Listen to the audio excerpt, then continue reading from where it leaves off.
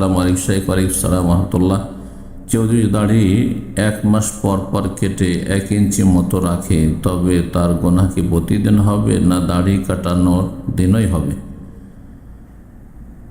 দাড়ি চেঁচে ফেলা বা ছোট করা কেমন গুনাহ, কাবিরা না সাগীরা? অনেকে যুক্তি দেখান বাম হাতে পানি খাওয়া যেমন নিষেধ, এটাও ওই রকম নিষেধ, বড় গুনাহ না। প্রশ্ন দুটি করেছেন প্রশ্নকারী। প্রথম প্রশ্ন, কেউ যদি দাড়ি 1 মাস পর পর কেটে 1 ইঞ্চি মতো রাখে তবে তার গুনাহ কি প্রতিদিন হবে? 1 ইঞ্চি করে দাড়ি রাখা যথেষ্ট না, এটি হারাম। এত ছোট করে দাড়ি রাখা হারাম। কমপক্ষে 1 মুষ্টি রাখতে হবে, যেমন ফুকাহায়ে কেরামগণ বলেছেন।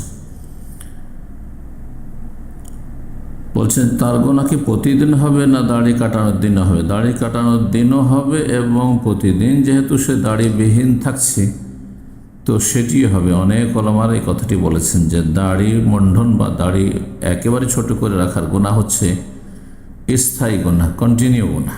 জি, তো এই জন্য সবসময় গুনাহগার থাকবে। আল্লাহ সঠিক বুঝদান করুন। দাড়ি চেঁচে ফেলা বা ছোট করা কেমন গুনাহ, কাবিরা না সাগীরা? সাগীরা কি করে বলবেন, যেখানে নবী করিম সাল্লাল্লাহু আলাইহি ওয়াসাল্লামের বিভিন্ন দিক থেকে দাড়ির ক্ষেত্রে তাগিদ রয়েছে, বহুমুখী গুরুত্ব রয়েছে দাড়ির। আর যদি কোনো গুনাহ সাগীরাও হয় আর সেটা নিয়মিত করা হয় তাহলে সেটি আর সাগীরা থাকে না, কাবিরা হয়ে যায়। এটি আহলে সুন্নাত ওয়াল জামাতের বিশ্বাস। সুতরাং এই দাড়ি নিয়মিত কাটতে থাকবেন, মন্ডন করতে থাকবেন আর বলবে এটি সাগীরা গুনাহ, এটি ভুল কথা। অনেকে যুক্তি দেখান বাম হাতে পানি খাওয়া যেমন নিষেধ, এটাও এরকম নিষেধ। এটা তো তার মন গড়া কুপ্রবৃত্তির অনুসরণের কথা। এ তুলনা করার অধিকার তাকে কে দিল? তারপরে বাম হাতে পানি খাওয়া এটি নিষেধ, এটিও হারাম, কিন্তু হারামের বিভিন্ন স্তর রয়েছে। নবী সাল্লাল্লাহু আলাইহি ওয়াসাল্লাম এটিকে শয়তানের স্বভাব বলেছেন, বদ স্বভাব শয়তানের। ফাইন্না শয়তান ইয়াকুলু বিশমালি ওয়া শাবিশাম, শয়তান বাম হাতে পানাহার করে, শয়তানের কাজ কেন করবেন? জি, সেটাও হারাম, এটিও হারাম। দাড়ির ক্ষেত্রে মনে রাখবেন যে নবী নির্দেশ রয়েছে। নবী সাল্লাল্লাহু আলাইহি ওয়াসাল্লাম দাড়ি মন্ডন করতে নিষেধ করেছেন, দাড়ি বাড়াতে বলেছেন। তৃতীয় বিষয় হচ্ছে যে কাফের, মজুস, মুশরিক, পৌত্তলিকদের সাথে সদৃশ্যতা নিষেধ করেছেন, তাদের বিরোধিতা করতে বলেছেন। খালিফুল মজুস, খালিফুল মুশরিকিন, তারা দাড়ি মন্ডন করে, তোমরা মন্ডন করিও না। নারীদের সাথে সদৃশ্যতা লানতের কাজ বলেছেন। আর দাড়ি মন্ডন করা হচ্ছে নারীদের বেশভূষা গ্রহণ করা। দাড়ি হচ্ছে সমস্ত নবীগণের সুন্নাত, দাড়ি হচ্ছে সমস্ত সাহাবায়ে কেরামের সুন্নাত। এমনকি অমুসলিম যারা গুণীগানী ব্যক্তি, জ্ঞানীগুণী ব্যক্তি এবং যারা বিশিষ্ট ব্যক্তি, মনীষী, তাদের সকলে দাড়ি ছিল, যদিও সেটি দলিল নয় কিছুই, হক এবং বাতিলের। আল্লাহ বোঝার তৌফিক দান করেন। আমার ইনশাআল্লাহ আপনি ভালো আছেন। আমি 7 দিনের জন্য চায়না যাব, ওখানে গিয়ে কি নামাজ কসর পড়ব না পুরো নামাজ পড়ব? 7 দিন থাকবেন, সেখানে গিয়ে যদি একই জায়গায় থাকেন তাহলে সর্বর্ধে 4 দিনের বেশি যদি কোথাও নিয়ত করে অবস্থানের যে আমি সেখানে 4 দিন বেশি, 5 দিন থাকবো, তার বেশি থাকবো, তাহলে প্রথম দিন থেকে মুকিম, পুরো সালাত পড়বেন, কসর জায়েজ নয়। এটি হচ্ছে সবচেয়ে সতর্কতামূলক মত। আর যদি এই 7 দিন বিভিন্ন জায়গায় কাটান, 2 দিন 3 দিন, 2 দিন 3 দিন করে 4 দিনের বেশি কোনো জায়গায় স্থায়ী হলেন না, তাহলে আপনি কসর করতে থাকেন। জি, কসর করা উত্তম, ওয়াজিব নয়। জি, যার জন্য কসর করা উত্তম সুন্নাত, সে যদি পুরো সালাত পড়ে সালাত হয়ে যাবে। আসসালামু আলাইকুম। ওয়ালাইকুম আসসালাম রহমতুল্লাহ। সকাল সন্ধ্যায় 10 বার করে রাসূল সাল্লাল্লাহু আলাইহি ওয়াসাল্লামের উপর দুরূদ পেশ করার হাদিসটি কি আমলযোগ্য? হাদিসটি আল্লামা আলবানী রাহিমাহুল্লাহ সহিহুল জামিয়াতে প্রথম হাসান বলেছিলেন, তারপরে সেটিকে যঈফ বলেছেন সিলসিলা সহিহা, যে সহিহ হাদিসের সিরিজ তার রয়েছে, তাতে হাদিসটি তাবরানির বরাত দেওয়া হয়েছে, কিন্তু তাবরানির মুআজামুল কবির আবু দারদা রাদিয়াল্লাহু তাআলা হাদিসটি বর্ণিত, তার হাদিস এখন পর্যন্ত ছেপে আসেন। যে হাদিসটি গ্রহণযোগ্য নয় বা আমলযোগ্য নয়, বেঁচে থাকে ভালো। তবে বেশি বেশি সালাত পড়বেন, সালাম পড়বেন নবী সাল্লাল্লাহু আলাইহি ওয়াসাল্লামের উপর। 10 বার করে শুধু না পড়ে যে কোনো সময় যত বেশি দুরূদ ও সালাম পেশ করে নবী সাল্লামের ওপর তত বেশি দিন দুনিয়ার সার্বিক ফায়দা হবে। আল্লাহ তৌফিক দান করুন। আসসালামু আলাইকুম শেখ ওয়ালিম সাহাতুল্লাহ স্বামী বলেছে, তুমি যদি আমাকে মামলার হুমকি দাও তাহলে তোমার সাথে আমার সম্পর্ক একেবারে শেষ। সঙ্গে সঙ্গে বলেছে আমি ভুল বলেছি, আমি বলতে চেয়েছি তুমি যদি আমার নামে মামলা করো তাহলে সম্পর্ক একেবারে শেষ। তালাক শব্দ ব্যবহার করেনি। স্বামী বলেছে হুমকি কথাটি তার উদ্দেশ্য ছিল না, সে মামলা করা বোঝাতে চেয়েছিল। স্ত্রী কোনো মামলা করেনি, এর শরীয়ত হুকুম কি?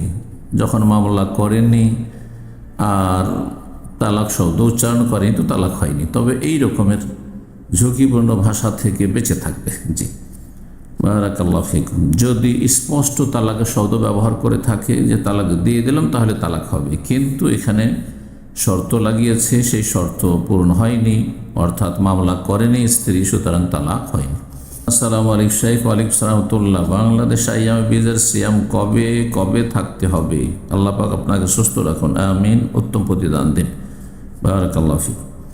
আইয়ামে বীজের যে হাদিস রয়েছে সেই হাদিসটি কেউ কেউ দুর্বল বলেছেন, তবে অধিকাংশরা আমলযোগ্য বলেছেন। সুতরাং চাঁদের মাসের 13, 14, 15 রাখতে পারে, তবে গোটা মাসের যে কোনো দিনেই 3টি সিয়াম যদি রেখে নেন তো গোটা মাসের সওয়াব পেয়ে যাবেন ইনশাআল্লাহ। এই মর্মে যে হাদিস রয়েছে সিয়াম সালাসাত আইয়াম, সিয়াম 3টি রোজা রাখা মিন কুল্লি শাহর, সিয়াম প্রতি মাসে যদি রাখেন সিয়াম উদ্দাহার, এই হাদিসটি সহি, যে কোনো দিন রাখতে পারেন। তবে 13, 14, 15 যদি রাখেন, প্রতিটি দেশের চাঁদ দেখে আপনি গণনা শুরু করবেন, চাঁদের 13, 14, 15 তারিখে এই আইয়ামে বীজের সিয়াম পালন করবেন। আসসালামু আলাইকুম শেখ ওয়ালিম সাহাতুল্লাহ। আমার তত্ত্বাবধানে একটি সালাফি কমপ্লেক্স রয়েছে, উক্ত কমপ্লেক্সে বালক ও বালিকা সালাফিয়া মাদ্রাসা রয়েছে। মাদ্রাসার ছোট ছোট বাচ্চাদের মধ্যেই জিনের আসর হয়। কিছুদিন যাবৎ জিনের আসর ও বদনজর থেকে বাচ্চাদেরকে মুক্ত রাখার জন্য ফজর ও মাগরিবের সালাতের পরে 3 কুলহ সূরা পাঠ করে শরীরে মাসে করানো হচ্ছে। না, এটি ভুল হচ্ছে, বিদআত হচ্ছে। এভাবে 3 সূরা পাঠ করে শরীরে মাসে করলে বিদআত হবে কিনা? জি, এটি বিদআত। মাগরিব এবং ফজরের সালাতের পরে সূরা ইখলাস, ফালাক, নাস 3 বার করে পড়বেন, কিন্তু শরীরে মাসে করার কোনো হাদিস নেই, সুতরাং এটি বিদআত, এই কাজটি করবেন না। ঘুমাবার আগে ঠিক আছে, আর এমনিতেই তাদেরকে শিক্ষা দেবেন বা স্মরণ করাবেন, হ্যাঁ, এগুলো জিকির আজকার সকাল সন্ধ্যার পাঠ করা, তাতে ইনশাআল্লাহ তাআলা সুরক্ষিত থাকবে। আসসালামু আলাইকুম শেখ ওয়ালাইকুম সালামতুল্লাহ। আমার বাবা মৃত্যুবরণ করেছেন রাহিমাহুল্লাহ। 4 ভাই 3 বোন এবং মা ওয়ারিস হিসাবে জীবিত আছে। প্রশ্ন হলো, বাবা আমার অ্যাকাউন্টে টাকা জমা রাখতে বলেছিলেন, তাই আমার ভাই বোন মা উক্ত টাকার ভাগ বা অংশ পাবে কি না? অবশ্যই পাবে, দয়া করে জানাবেন। আপনার কাছে আমানত রাখা হয়েছে, আপনাকে সেটি দিয়ে দেওয়া হয়নি, আর আপনাকে দিয়ে দেয় আর অন্যদেরকে, অন্য ছেলে মেয়েদেরকে যদি না দেয় তো তিনি জুলুম করেছেন। তো বাবাকে জালেম বানাবেন না, না হলে জাহান্নামে যেতে হবে। আমি একা ভোগ করলে ভাই বোন মায়ের হক নষ্ট হবে কিনা? অবশ্যই হক নষ্ট হবে, এবং আপনাকেও কিয়ামতে জবাব দিতে হবে, আপনার বাবাকেও কিয়ামতে জবাব দিতে হবে। আল্লাহ রাব্বুল আলামিন সমস্ত গুনাহ থেকে বেঁচে থাকার তৌফিক দান করেন। 8 নম্বর প্রশ্ন বলছেন, আসসালামু আলাইকুম শেখ ওয়ালাইকুম সালামতুল্লাহ। আমরা যারা জানার শিক্ষিত আছি তাদের জন্য আরবি ব্যাকরণ শিক্ষাটা কতটুকু জরুরি? আমরা যদি খুব ভালো আরবি না জানি তাহলে আমরা নিজেকে তালিবুল ইলম দাবি করতে পারবো না বা মানুষের মাঝে দাওয়াতি কাজ করতে পারবো না। প্রথম কথা, জানার শিক্ষিতদের জন্য আরবি ব্যাকরণ শিক্ষাটা কতটুকু জরুরি? দিন শিখা ফরজ, আরবি ব্যাকরণ শিখা ফরজ নয়। আরবি ব্যাকরণ, গ্রামার, নাহু, সার্ফ হচ্ছে এমন একটি সাবজেক্ট, এমন একটি বিষয় যা হচ্ছে সহযোগী বিষয়, সহযোগী সাবজেক্ট। অর্থাৎ আরবি ভাষায় দক্ষতা লাভের উদ্দেশ্যে আপনাকে গ্রামার শিখতে হবে। যে কোনো ভাষার গ্রামার শেখার উদ্দেশ্য, মুখ্য উদ্দেশ্য না, উদ্দেশ্য হচ্ছে সেই ভাষা সম্পর্কে গভীর জ্ঞান অর্জন করা।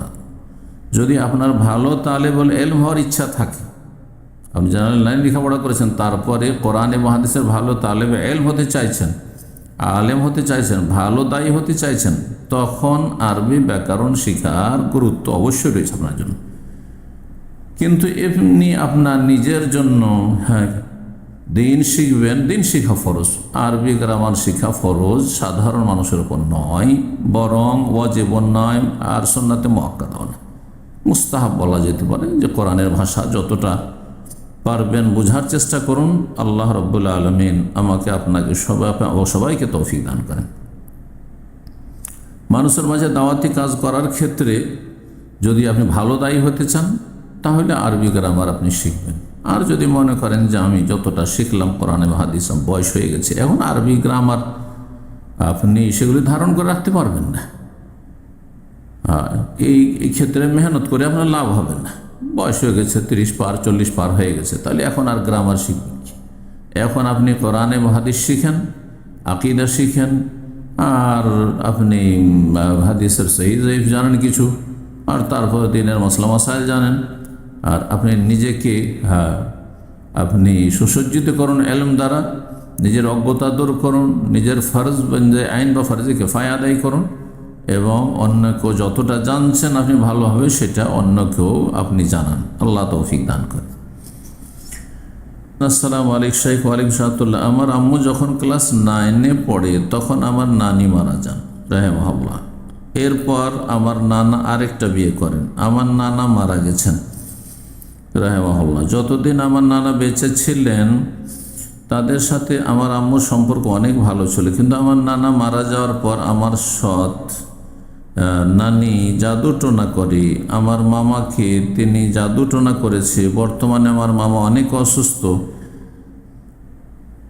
এই পরিস্থিতিতে আমার আম্মু যদি তার সৎ মায়ের সাথে ফোনে কথা বলে বা তাদের বাসায় দেখা বা কথা বলতে যায়, তাহলে তারা আমাদের বাসায় আসতে পারে, আম্মুর এবং আমাদের পুরো পরিবারের ক্ষতি করতে পারে। এই ক্ষেত্রে আম্মু যদি তাদের সাথে সম্পর্ক না রাখে তাহলে কি গুনাহ হবে? সৎ মায়ের সাথে সম্পর্ক যদি রাখে তাহলে এখানে ক্ষতির আশঙ্কা রয়েছে। তাহলে সরাসরি যদি সম্পর্ক না রাখে কোনো দোষ হবে না। তবে যদি সৎ ভাই বোন থাকে তাহলে তারা ভাই বোন, আপনার ভাই বোনদের সাথে সম্পর্ক রাখতে হবে। তাদেরকে এই সমস্ত গুমরাহি থেকে, সেহের জাদু থেকে, অনিষ্টতে রক্ষা করার চেষ্টা করতে হবে, জান্নাতের পথে নিয়ে আসার চেষ্টা করতে হবে। যেমন আপনার সৎমাকেও চেষ্টা করবেন, কিন্তু সৎমায়ের সাথে সম্পর্ক রাখতে হবে, তার কাছে যেতে হবে এবং তাকে আপনার ঘরে ডাকতে হবে, অথচ সেহের জাদুর সাথে জড়িত এমন কাজ করবেন না, প্রয়োজন নেই। আর আমার আম্মু অন্য আত্মীয় স্বজন থেকে তার সৎ মায়ের খোঁজ খবর নেই। যথেষ্ট এতটুকু খোঁজ খবর নিয়ে নেওয়া যতটুকু সম্ভব হয়, এটা কি যথেষ্ট হবে? যেমনটা বললাম, যদি ভাই বোন থাকে, সৎ ভাই বোন, তাহলে তাদের সাথে অবশ্যই আপনার সিলাতুল আরহামের সম্পর্ক থাকতে হবে। আর আপনার আম্মার যেহেতু বাবার স্ত্রী, সুতরাং যতটা পারবেন দূর থেকে নিজেকে সুরক্ষিত রেখে, দূরত্ব বহাল রেখে, আর তার অনিষ্ট থেকে নিজেকে বাঁচিয়ে রেখে ভালো আচরণ করবেন। আর অভাব থাকলে তাদের সহযোগিতা করবেন এবং তাদের হেদায়েতের দোয়া করবেন। আসসালামু আলাইকুম শাইখ। ওয়ালাইকুম সালাম। আমার চাচাতো ভাই নিজেকে ইমানদার দাবি করে, সে 5 ওয়াক্ত নামাজ আদায় করে, সব সময় ইসলামের ইতিহাস শোনায়, অথচ অন্য কেউ সামান্য ভুল করলে সে ক্ষমা করতে প্রস্তুত হয় না। আল্লাহ হেদায়েত দান করুক। দিনের জ্ঞানের অভাব রয়েছে, সারাক্ষণ শুধু সেই ভুলগুলো নিয়ে খোঁটা দিয়ে কথা বলতে থাকে। না, এটা গুনার কাজ।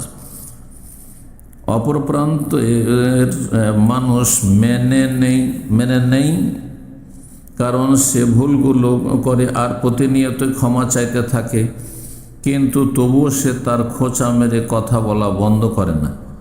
তার জন্মদিন ছিল, আমি তাকে উইশ করিনি, অন্যরা সবাই করেছে, কিন্তু আমি তার জন্য আল্লাহর কাছে তার সুস্থতা চেয়েছি, জানমালের সালামতি চেয়েছি। না, সব ভুল কাজ করেছে। প্রথম কথা, তার জন্মদিন ছিল, বলছেন যে আমি তাকে উইশ করিনি। না, উইশ করলে আপনি গুনাহগার। আর যদি মনে করেন যে এটি তার জন্য করা উচিত ছিল, তবু গুনাহগার আপনি। আল্লাহ হেদায়েত দান করুন।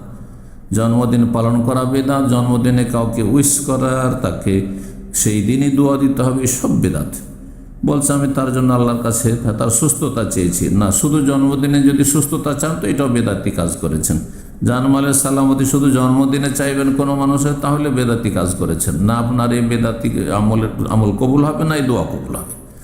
জি, মানুষের সালামতি চাইতে হবে, মানুষের সুস্থতা চাইতে হবে, সবসময় চাইতে হবে। জি।